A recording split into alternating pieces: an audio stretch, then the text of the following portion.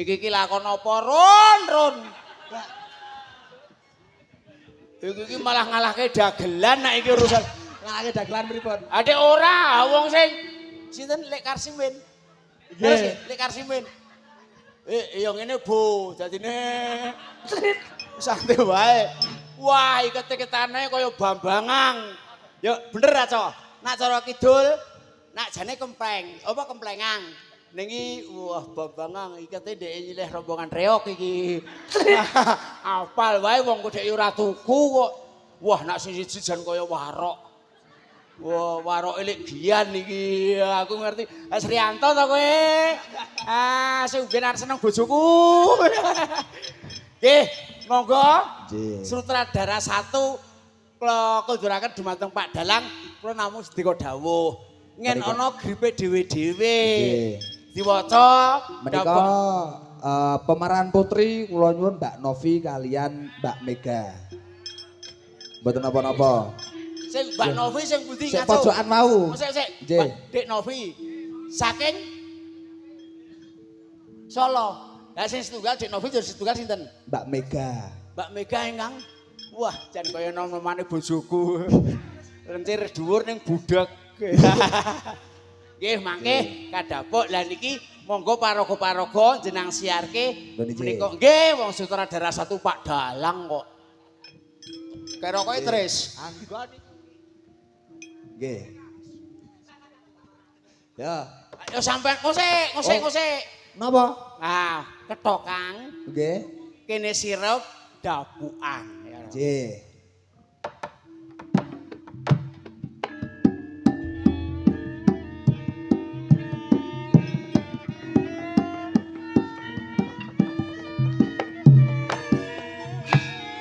Nuwun para pamirsa, ketoprak RRI Cemanggal.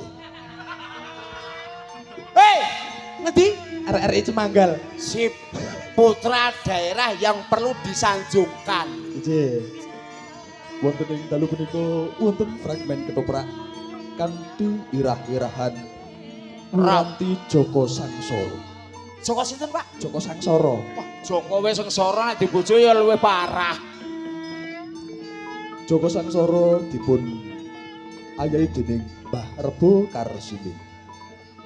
Piyayine sing wah niku. Sing menika. Nggih. Adek kaya siduk dawet. Dene Wiranti dipun paragakaken dening sedherek Novi saking Solo. Dene tumenggung Kramayuda dipun salirani dening Pak Bayu Srianto. Karwa tumenggung dipun salirani dening Mbak Mega Dewi Prastiwi.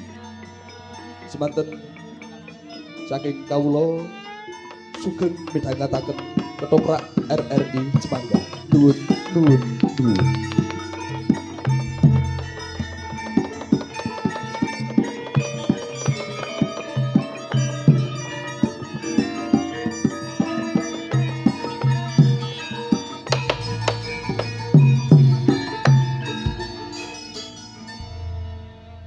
Gamelan wis suwe pemaine isih ngumpet.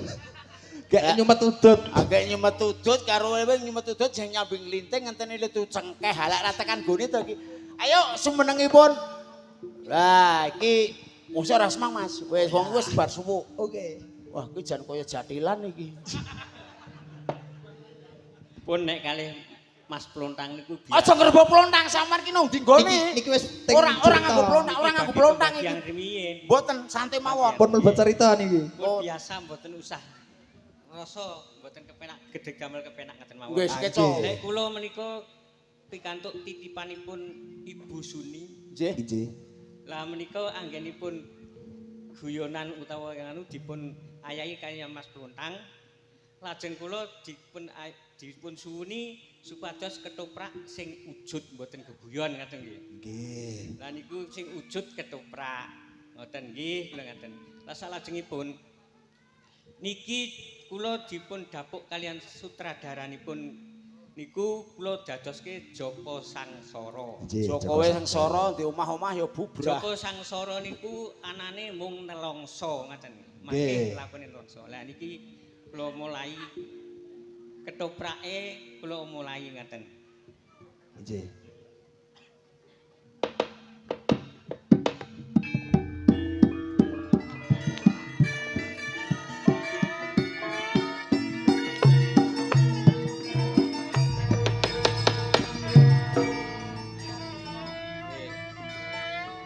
Niki kawula menika gesang wonten ing dusun mriki niki. Nang desa kene iki tak rumangsaku nang sakjroning desa iki gebyare wis ora ketinggalan saka desa ngendi wae.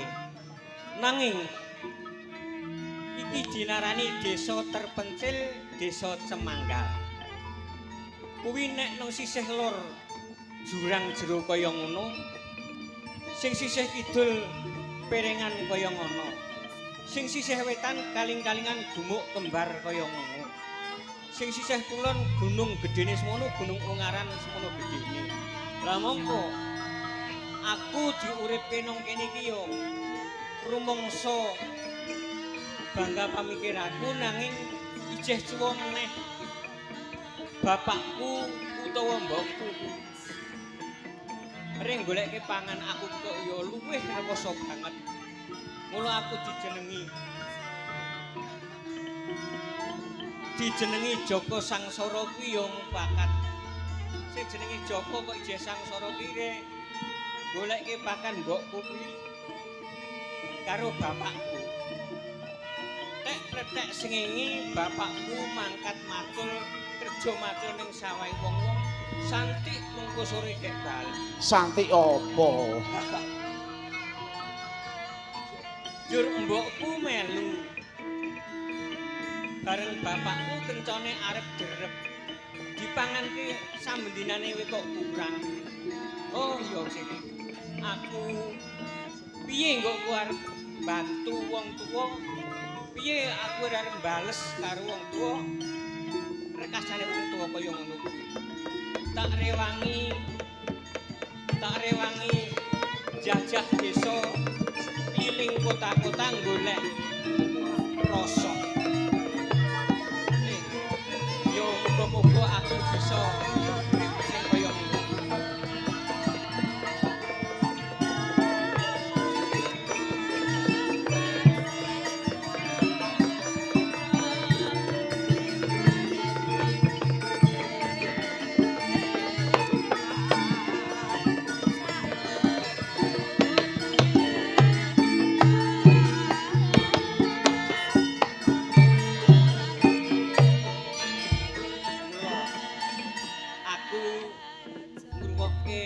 Sabdane wong tuaku, aku santik ngalami dadi Joko tuwa kaya ngene.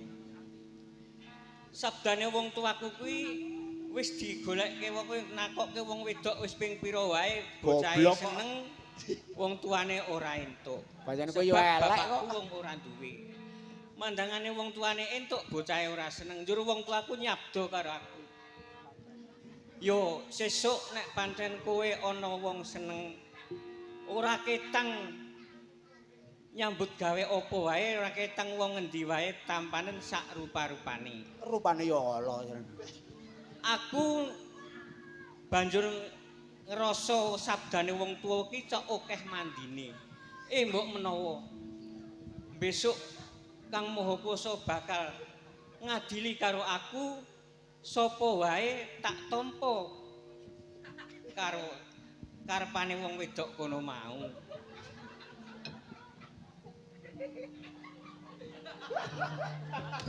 Lah iki sak aku cerita kaya Sak aku apa? Aku cerita kaya ngene sak mburiku kok ana patung sing iso ngomong. Bambangan kok ompong. Bambangan iki gandeng, untune kok ana spasine ana jendelane kok aku iki Joko Sangsara. Aku saka desa uripku ora kadi. Kadi pira? Kadi pira kidul? Sebab ngene kok Mas Blontang. Wah, ora nganggo plontang. Sampeyan urip nang tengah alas. Gersula. Ayo. Yo, aku iki nang dalan arep golek duit. arep golek rosok tak gawe bantu wong tuaku, saiki aku nang desa. Aku arep keliling kota sak. Keliling kota 1000 kutha ya ora. Iya. Sebab ora masalah. Aku ora dinas wong ketoprak, aku mung dijaluki wektu bengi kiye ngisi jalukan ketoprak ning aku mbek Pak Sriyanto ki. Ora nganggur Sriyanto. Wah, kowe iki ngeyel kok bobo. Rene aku omong biasa ngene iki wong Biasa wong kowe asli ora ketoprak kok.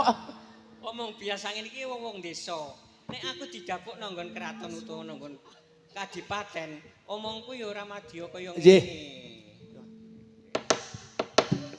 Sopo wae teko kene aku ya ora nolak.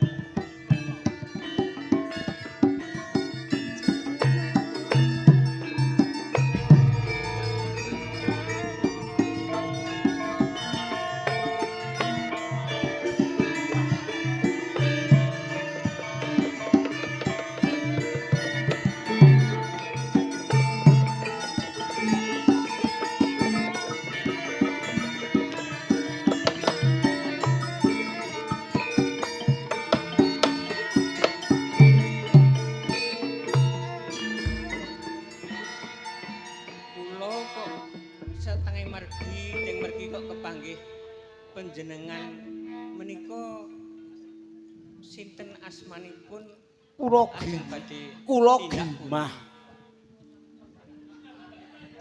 Kula Wiranti Kang Mas. Oh Wiranti. Lah, Ngopo?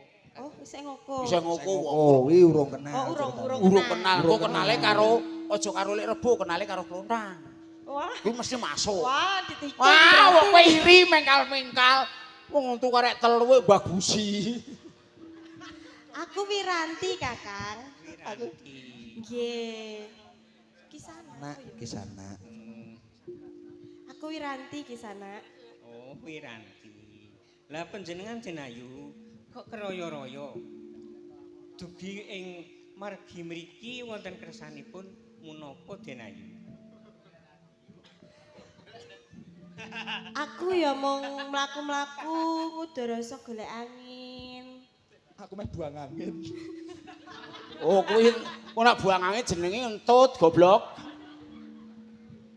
Ingkang peparing asma Wiranti. Wiranti ingkang bapa panjenengan menika Putrane Tumenggung Kramayuda. Wah, kuwi ranti panggung lakone pajangan. Kramayuda Wiranti. saking Katemenggungan Canggal Wiranti Kencana. panggung. oh ngaten. Panjenengan menika putranipun Ki Temenggung Kramayuda. Ya.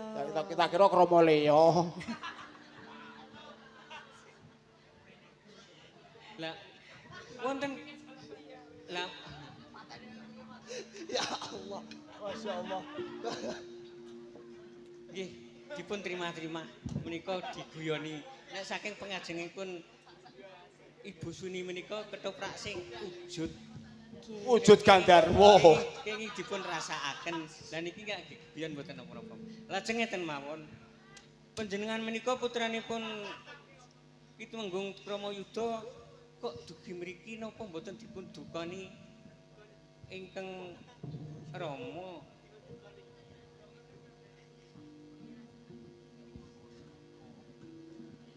Ya aku mau pengen mlaku-mlaku wae. Mau Sapa kemana? Mau jalan-jalan nih gue. Aku mau pengen mlaku-mlaku wae. Sapa ngerti nek aku ketemu karo wong lanang sing bakal dadi jodohku. Aku ora mandang rupa, mbah kuwi elek, mbah kuwi sugih, mbah kuwi bagus. Nah, iki asli elek. Nggih ampun dicethake nek ngoten. Nek kuwi kok gelem lho, Mbak, ya ceritane.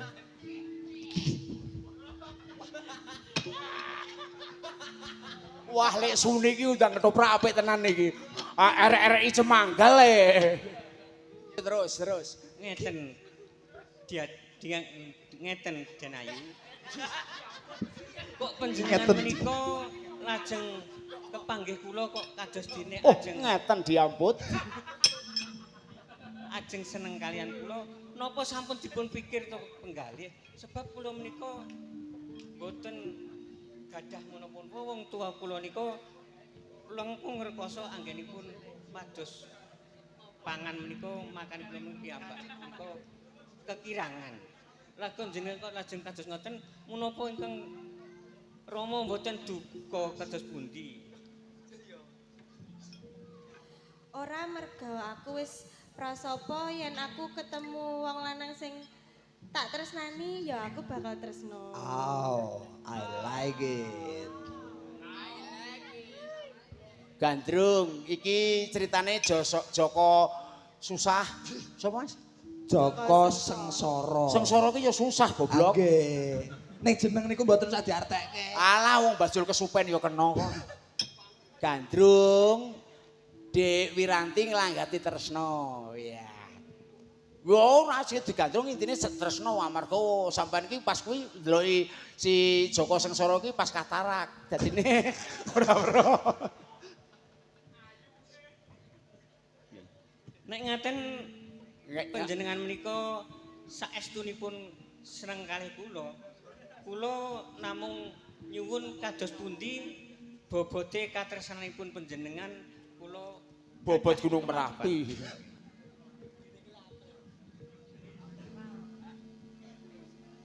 Nyuwun sampean ra kena lenggah.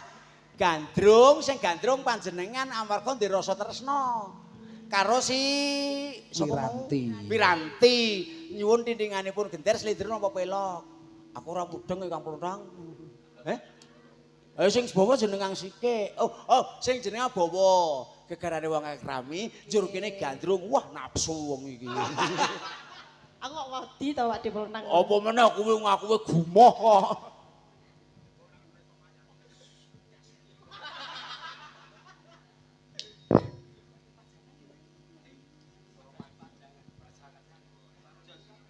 Murgeki.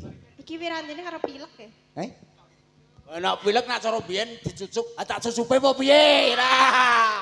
Bener to? Yo ngono pajangan.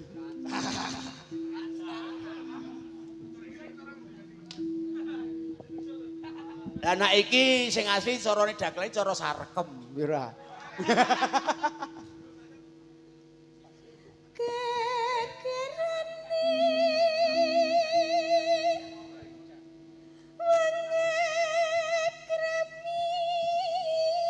Astagfirullahaladzim, muga-muga paring panjang umur. Kok sing wedok iki bingi mbek merem apa piye jenenge?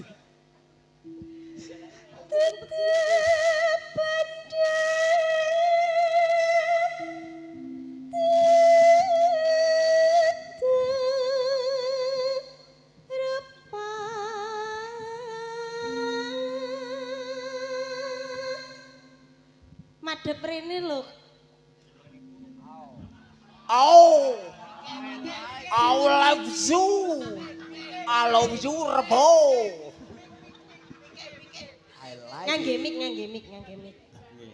Kula niku ngrasake panjenengan anggenipun bawa niku kok ngemu rasa. Wah, jane ngene iki klamben ning kaos iki copot to, Bo. Ngemu rasa monggo. Hamung hati mawi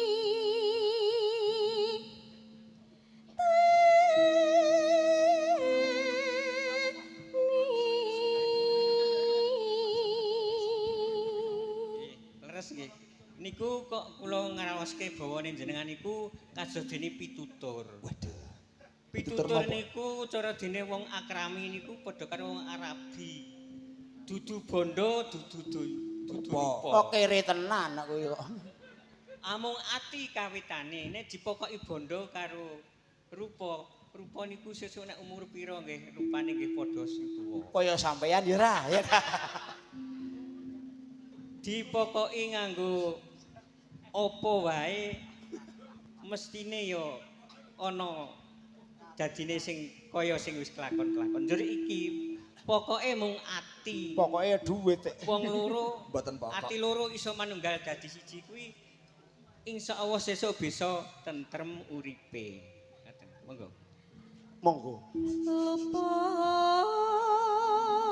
pisan kena pisan.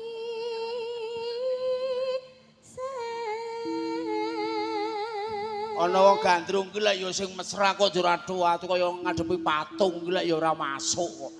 Ya piye carane si Wiranti iki gandeng tangan kepiye? Dadine dramane iki ketok iki romantis. Ora mung adek-adekang betul? Betul. Luput pisan mlayu. Contoh. Ales mikir.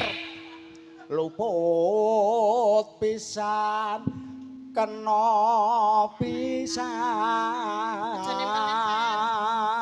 Cengkok iso ning pandangan satu arah lirik ing netra sing tumanjem. Kuwi drama ketoprak saka Suwargi Mbah Gita Gati sing tak nggo. Dadine rono ning rasa iki tembange digunemi. Ayo baleni. Pajangan nih, padake sakidul buk wae. Ayo tanganmu piye, Le Sukeri sapa kok? Ah, tangane ora tengak-tengu. Kayak vitamin kok. Luput. Luput pisan kena pisan yen gampang luwe gampang Tangane kuwi lho. Aku ki meng samar ki Pripun, mau nek pripun? saking griya wis dikethek karo bojone iki lho. Alah nak bojone ya niki wis ngantuk. Ah, ora cetha. Iki ngeten, Mbak. Niki ngeten nggih. Ngeten Mbak gundulmu kuwi. Ben ayu. Ngene ya no. Ngraoske gandrunge jenengan niku nggih ngemu rasa. Wis mau Au. luput pisan kena pisan niku nek wong omah-omah niku enten lupute enten benere. Ya Ning wis pisan wae. Luput pisan kena pisan ning aja dibalik. Males nak pisan iki. Yen nek wis padha setujune padha apike kekeluargaan kena yen gampang niluwih gampang. Nek ngoten. Tangane sing kena. Ya, oh, I wah. like it. Oh, rebo. Padhe pondang tak kandhani. Dalem. Iki calonku ki ora wani demok aku lho iki. Urung dami, karo dami. Urung wani piye peputu urung wani. Calonku maksude. Oh, iki katarak apa piye? Apa ya milih Ahmad Suplondang? Calonku sing asli maksude ki. Iki? Iya. Astagfirullahaladzim. Untu kaya geraji ngono kok. Aktinge sampean ras manganu wong jeneng iki wong andung katresnan rasa ditamake ana ngati. Ayo astane piye? Ning anu Mas Bontan. Ora nganggo plondang. Tengah ngalas plondange gek ngarit kok.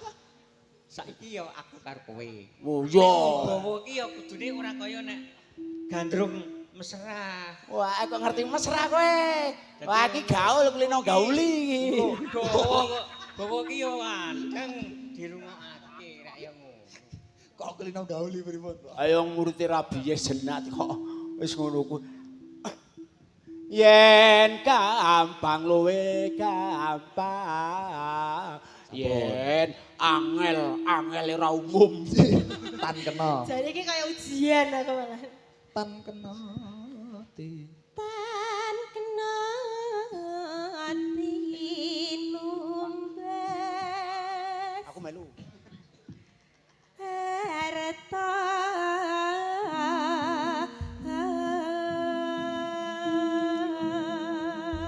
Lah niku nyempal sithik menika bawane Dik si Novi utawi si Sri Wiranti menika pitutur luhur kagem penganten kekalih. Keblating netra ora bakal sempurna yen tanpa rasa kanggone bebrayan agung. Nggih ta? Lah iki jenengan saiki gandrung. Iya, ayo. Ayo gandrung, Bu. Dedalane Wis. Iki mau wis. Wah, sampean. Gedeng Aduh, mati aku.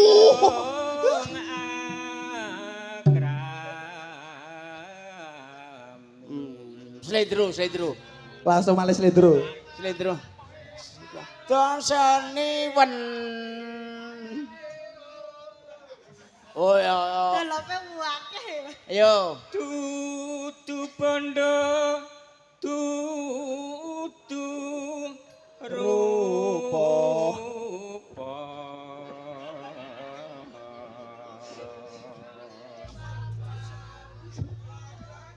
Kesusu parine lemu-lemu gogoi namung ati kawitane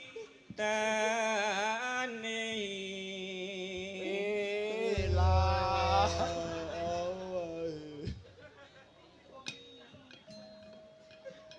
iki kemin luput pisan kena Pindho. pisan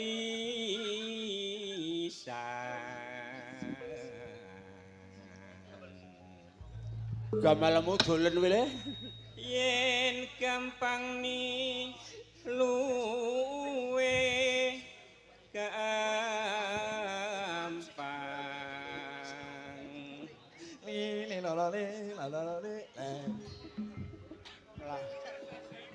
timbalan dhek si yen angel-angel ki langkung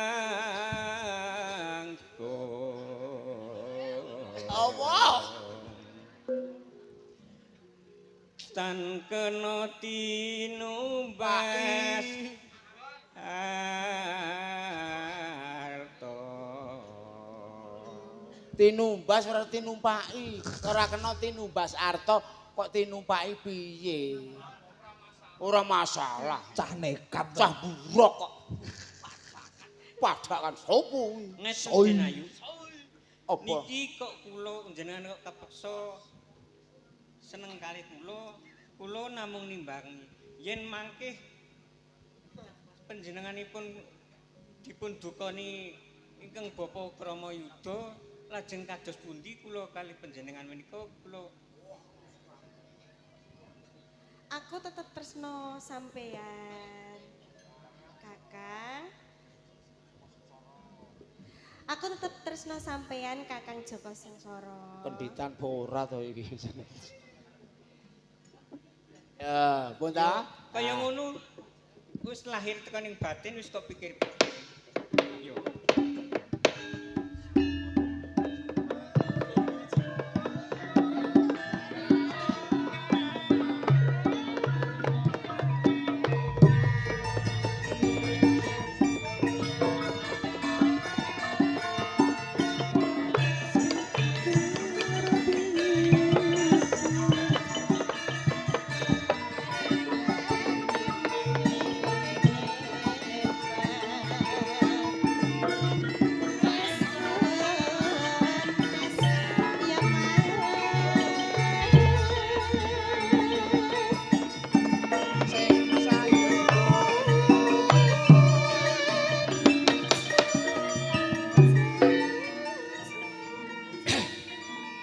Di sana. Di sana.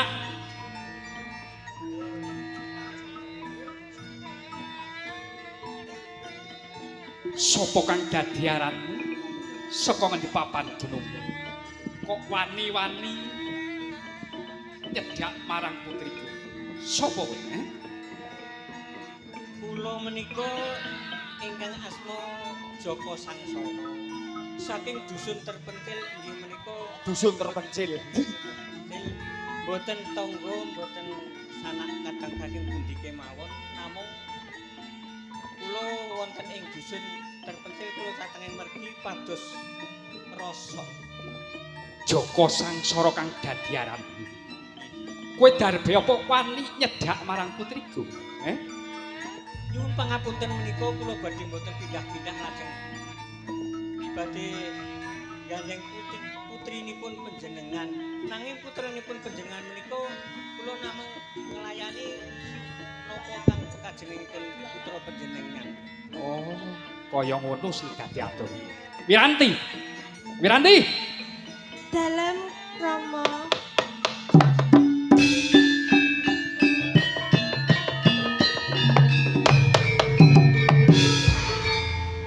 Wiranti.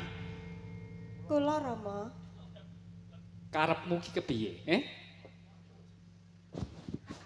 Iki mau ana salah sawijining paungan dak takoni karepe pengin sesandingan marang sliramu. Apa kowe kuwi ya ora ngerti? Apa ya mripatmu kuwi mamak? Bocah kuwi bocah saka desa. Bocah bodho sing ora ngerti tata krama. Kowe lak ngerti sapa to Wiranti bisa benere? Sliramu kuwi anakku. Kudune kowe dhewe lak ya ngerti sapa to aku. Aku iki salah sawijining lara praja. Tumenggong kalungguhanku. Nanging yen wit mau tak sawang kowe tansah tumindak lelemeran. Piye karepmu? Inggih. Piye Pakde? Boten karep. Mentili menika. Wiranti. Apa mu? Lah menika Aku grogi terusan hilang kabeh ya. oh ilang kok tak golekane Goleki, wah apik iki.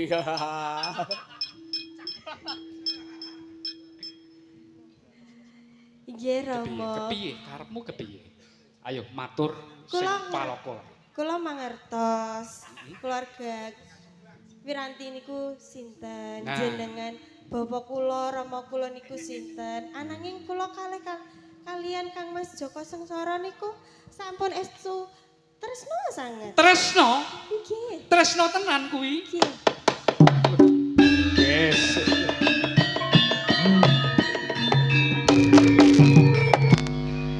Wiranti, Nun.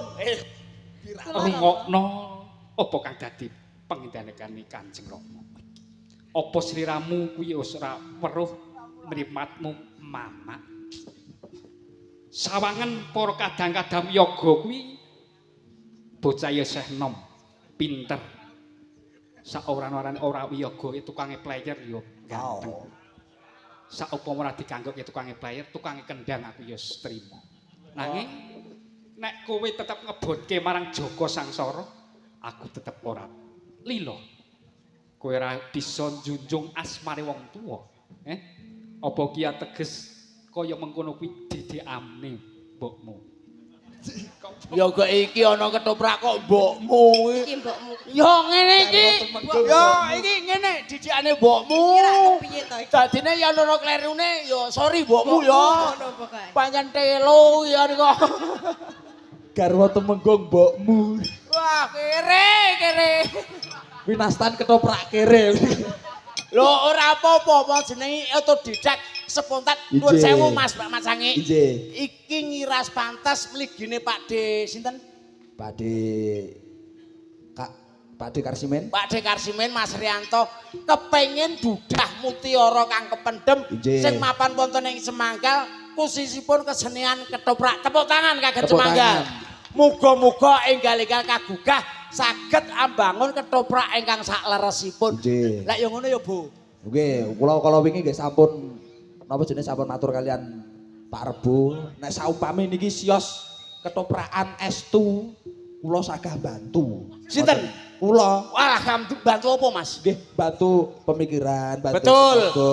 Dibantu duit sak gunung kula ning ora ana sing mertikel-kelan, ora ana sing ngegoke, ora bakal tumata. Ije. Yo santai wae. Wah, Ngene iki. ngene lho terus dadine yo santai wae ya. Nggih, Mbah. Iya ngene lho. Kek rokok terus. Ah niku. Ngene lho Nduk Cahayu rene. Ah iki. Kowe iki lho ya Nduk, wis tak wejah. Mbok yo bola-balik. guyu. Ya toh, nek ngene iki dadi aku sik disalahke pakmu, ya toh. Iki lho. Oh iki yo tunggal dene. Oh wong Temenggong kok pakmu. Wah kaya jamane lek Rebo gek enom. Ini iki ngimbangi mau lho. Ngeten riyen. Mbokmu. Aku yang didukane karo Kanjeng Rama. pakmu ki piye? Lah niki Piye nimbangi. dian kowe ha? Pakmu karo mbokmu ki piye? Didik anak kok lah sapi. Wong Temenggung kok pakmu dicahe mau. Ayo ngadeg. Ayo. Ayo Wiranti Aku karo ndak Nyai disengeni, Temenggung. ndak didukani karo romamu. Nggih nuwun sewu. Nggih, kula ngertosane ning niki ngimbangi mau lho, Mas. Ayo aku yo. Rebo linggih. Ayo linggih sik wong kuwi dikanggoke. Iki lho, iki sawangan semene mbane iki yo jajane nek sik bagus. Ning yo timbang maksude niki ngono. Ulah. Anu.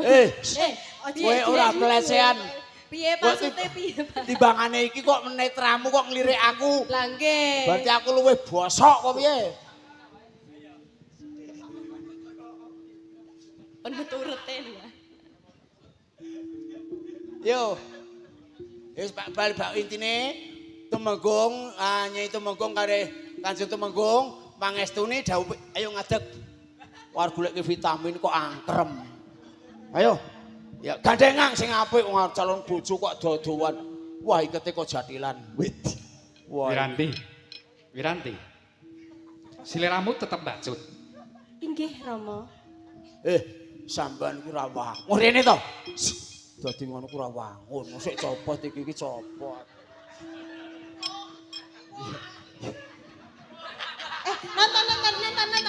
Nonton.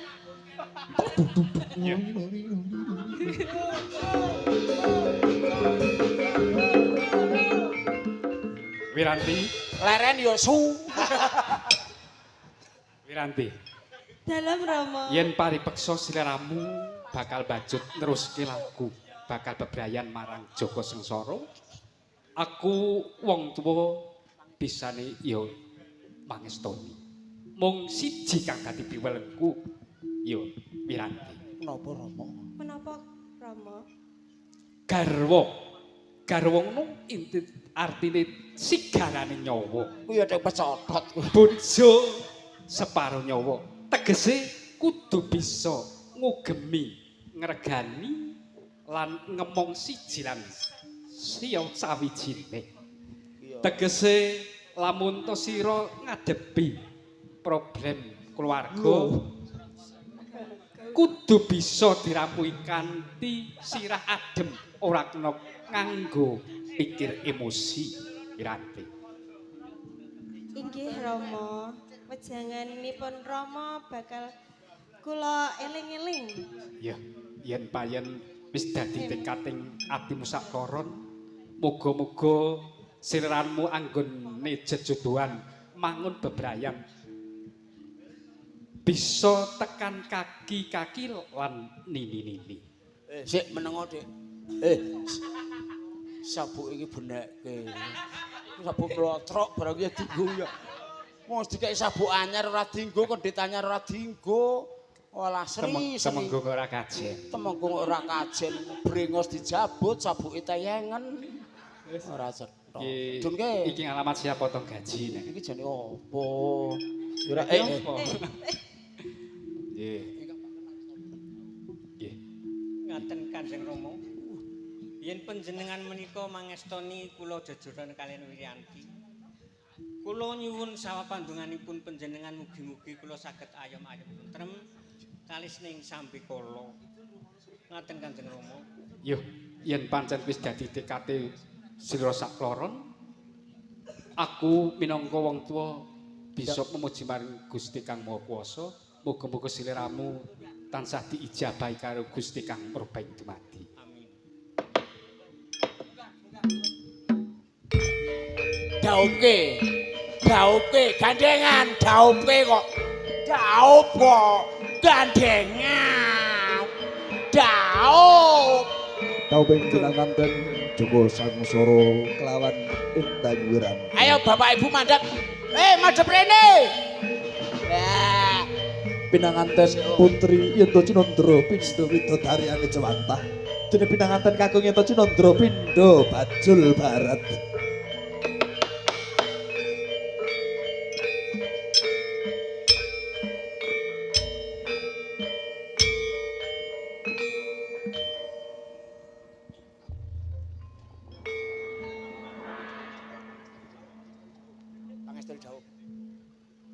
Iwareh kaya ngopo? Yen to pawitane wong jejodohan ngono ora bondo, ora rupa nanging ati kang dadi pawitane. Pranyata ya anakku dhewe Wiranti lan Joko Sangsara bakal ingsun pangestoni muga-muga sliramu dadi jejodohan kang tekan kaki-kaki lan nini-nini. Nyuwun inggih kula nyadong dawuh pundikanipun Kanjeng Rama Yuda. Semanten lamekaten ramen ketoprak Joko Sengsara Krama mugi dados tuladha kagem para kawula ing tlatah ing Semanggal lestari budaya kita. Matur nuwun. Matur nuwun. Tepuk tangan mana? Eplek-eplek ayo Sriyanto karo Rebo medhun nguyuh ya. Ayo anak-anak tuh pas terisi dilundeng bareng ya ngopo. Matur nuwun, Mas.